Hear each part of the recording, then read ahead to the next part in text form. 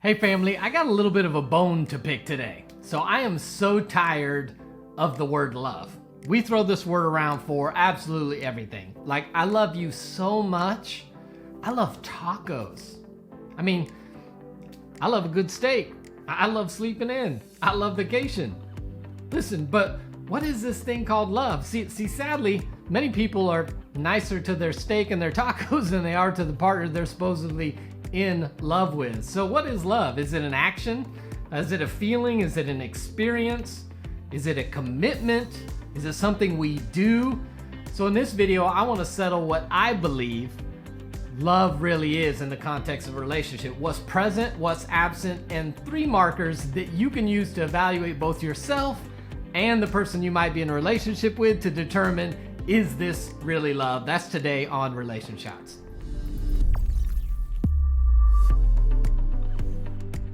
Welcome to Relationshots. My name is Eric Wooten. If this is your first time hanging out with us, welcome to the place to get practical relationship advice that actually works in your relationship. If you've not already done so, go ahead and click the subscribe button and the bell notification so you don't miss upcoming videos. If you want a free guide to intimacy, use the link in the description area below, as well as you'll find lots of other links for resources, tools, books that will help you in areas of your relationship. So, all right, let's talk about love.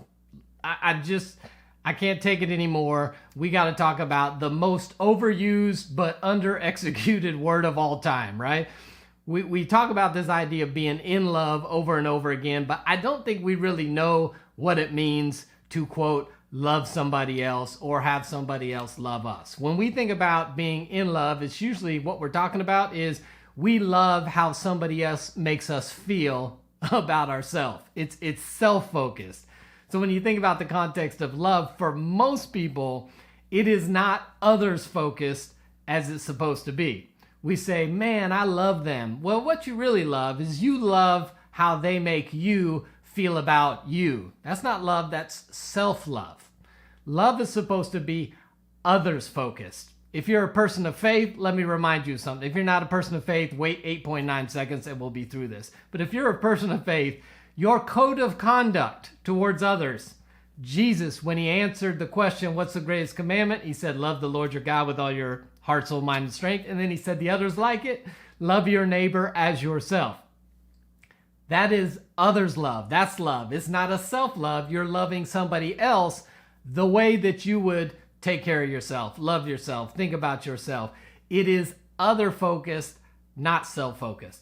But too many of us, when we talk about a relationship context of being in love with somebody, what we're really in love with is how that relationship makes us feel about us. So what I want to do is I want to give you 3 marks that I believe are representative and present in a real relationship where you, quote, love somebody. It's not self-focused, it's others-focused. And the goal here is you are to evaluate both yourself primarily, and also the other person that you might be in a relationship with, because this will determine how are they treating you, how are you treating them, and do those treatments, behaviors, attitudes, actions really look like love, or are they more about self-love? So here's 3 marks present in true love.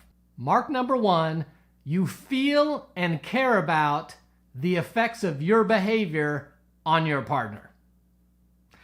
Listen, most of us do not spend a whole lot of time thinking about how our attitudes, our habits, our behaviors actually impact the person we're in a relationship with. If you don't spend much time thinking about that, or if the person you're in a relationship isn't thinking about how their behaviors impact you, that is selfishness. That is not an act of love. True love thinks about, feels, and cares about the way that their behavior impacts the other person. When you get into a relationship, you are now making a commitment. And with that commitment, what you're saying is, I will care about, think about, and even make adjustments based on how my actions make the person I'm in a relationship with feel or how it affects them. If you're not ready to put that first, you're not ready to be in a relationship. Listen, I'm not just talking about the big negative destructive things like infidelity and lying and abuse. I'm talking about the everyday little things, little acts of behavior that now impact another person. So here's a little self-disclosure. We're going to get naked for a minute. I am a procrastinator. Yeah, I'm a procrastinator. So listen, when I was single, it didn't impact other people very often when I chose to procrastinate. You know, when I chose not to study the whole semester, but I would pull an all-nighter the day before the test in order to prepare for the test, that didn't really impact anybody else. When I would wait till the last minute to make a decision, pay a bill, show up at the airport, that really didn't impact anybody else. But the moment I decided to commit to marriage, I now have to think about how my procrastinating habits and behaviors impact the other person.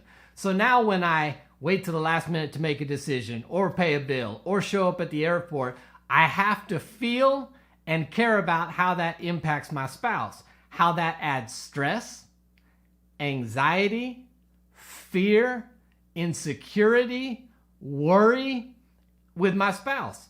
And if I don't feel or care about how my behavior impacts my spouse, I'm not loving her well.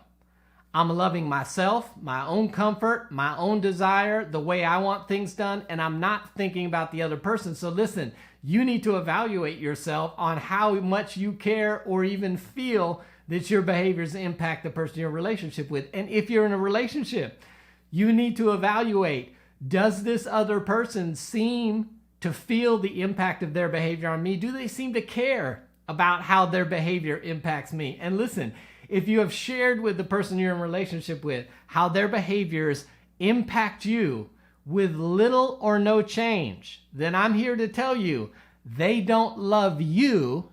They love maybe the relationship and how you make them feel in the relationship, but they don't love you primarily, or they would be willing to make drastic changes to their behavior once they realize how their behavior impacts you. So that's one mark of unselfish or true love. Mark number 2 is you think first of making your partner's life better. Not first about what would make your life better, which means you identify, you ask if you need to, you find out what makes your partner feel valued and cared for, and then you intentionally look for opportunities daily to do the things that make them feel cared for and valued. You find out what their hopes and dreams are, and then you look for opportunities to help them accomplish them.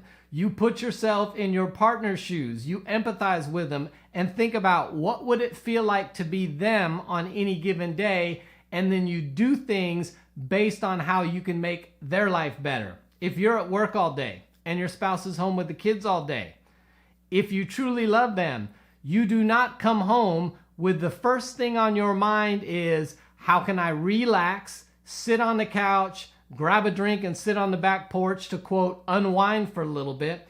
If you truly love them, you're thinking first about what would make their life better, which now means you use your commute home from work to refresh and re-energize so that when you walk through the door, you're asking or looking for, what can I do right now to make their life better? Selfish love says, what can they do to make my life better? Unselfish love says, what can I do to make their life better? You're thinking first. I'm not saying that what matters to you is irrelevant or you shouldn't think about it. I'm saying what comes first is, how can you make their life better? That's an act of love. And Mark 3 is, you want the best for your partner even when they can't see it. And this may be the hardest of the 3 that I'm listing today. This means that there may be confrontation or intervention needed because you want what's best for them above and beyond what they even might be able to see. So if your partner has a drug or alcohol addiction, this might mean a difficult intervention.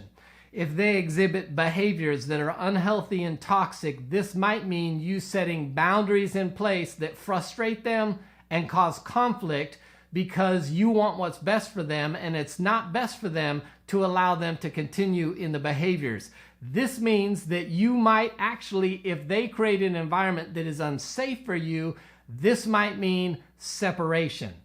That's why I say this can be difficult at times, because you may have to make some hard decisions in a relationship because you really love them and you want what's best for them even though they can't see it. Now watch this.